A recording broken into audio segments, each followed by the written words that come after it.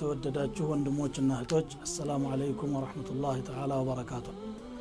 በዛሬዋ የጁምዓ ዕለት ከጁምዓ ቀን ጋር የተያያዘና ከነብዩ ሰለላሁ ዐለይሂ ወሰለም ጋር የተያያዘ ባጭር ድካም ትልቅ ትርፍ የሚገኝበት ጠቃሚ ምክር ይዤላችሁ ቀርብ ያለሁኝ ሁላችሁም እንድትከታተሉ ተጋብዛችኋል ኢንሻአላህ ተዓላ። ቢስሚላህ ወልሐምዱሊላህ ወሰላቱ ወሰላሙ ዐላ ረሱሊላህ።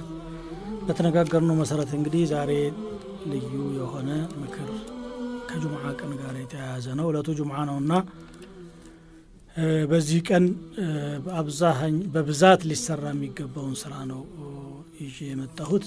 በዚህ ቀን ከሚሰሩ ታላላቅ ቁም ነገሮች መካከል ሶላት አለ ነቢ ሰለላሁ ዐለይሂ ወሰለም ማብዛት ነው። በነብዩ ላይ ሶላዋት ማብዛት ማለት ነው። ይሄን አስመልክቶ እንግዲህ ነብዩ ሰለላሁ ዐለይሂ ወሰለም ምን ብለዋል? من صلى علي صلاة واحدة من صلى علي صلاة صلى الله عليه بها 10 عند صلوات بني لا يورد سو 10 صلوات الله بالسلا يوردال بلوال.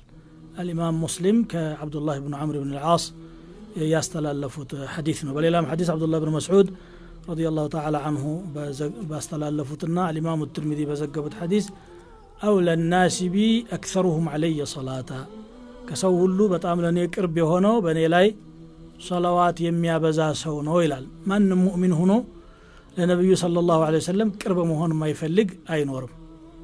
ይሄን ለማግኘት አጭር መንገድ አጭር ዘዴ ኢክታሩ الصلاة على النبي صلى الله عليه وسلم. هذا الحديث أخرجه الترمذي وحسنه.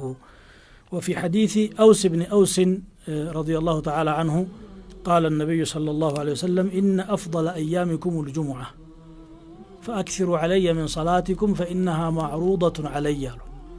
ከቀናቶቻችሁ ሁሉ በላጩ ጁምዓ ቀን ነው።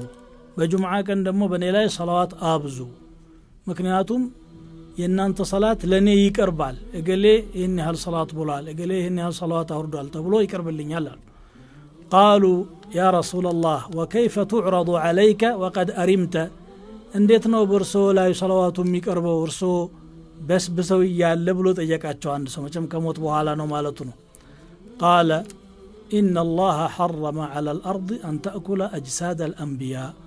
الله በመሬት ላይ የነብያትን አካል እንዳትበላ እርም አድርጎባታል፣ ከልክሏታል። የኔ ሰውነት አይበሰብስም ማሉት ማለት ነው። رواه أبو داود بإسناد صحيح. وعن أبي هريرة رضي الله تعالى عنه أن النبي صلى الله عليه وسلم قال رغم أنف رجل ذكرت عنده فلم يصلي علي. سمي أتقبو تنستو بني لا صلاة على ورد سو أفنشاو كافرقار يلاتم بلو نبي صلى الله عليه وسلم تراقموال سماتشو بتنسا قطر صلوات مورد تفلاقينو. وجمعة كان بتشام ما يدلمي هنقري باتك على بان يوم كنو على حديث أخرجه الترمذي وقال حديث حسن. وليلام حديثاتቸው ነብዩ ሰለላሁ ዐለይሂ ወሰለም لا تجعلوا قبري عيدا አሉ። የኔን ቀብር በአመት የሚጎባኝ እንደ በዓል አታድርጉት፣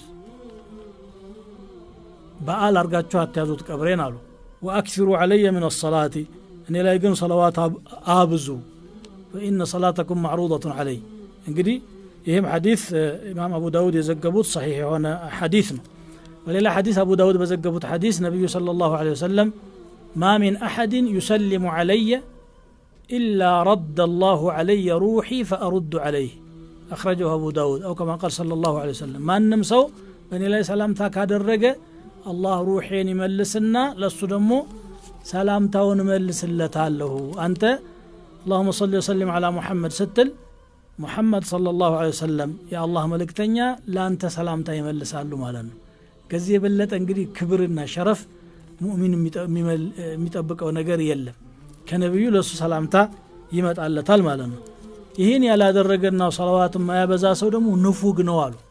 البخيل من ذكرت عنده فلم يصلي علي. ስስታም ንፉግ ማለት በራሱ ላይ እንኳን የሳሳ ኸይር ነገር እንዳይደርሰው ራሱን የሚከለክል ማለት የኔ ስም ተነስቶ በኔ ላይ ሰላዋት የማያወርድ ነው ብለዋል። أخرجه الترمذي وإسناده صحيح وقال حسن صحيح.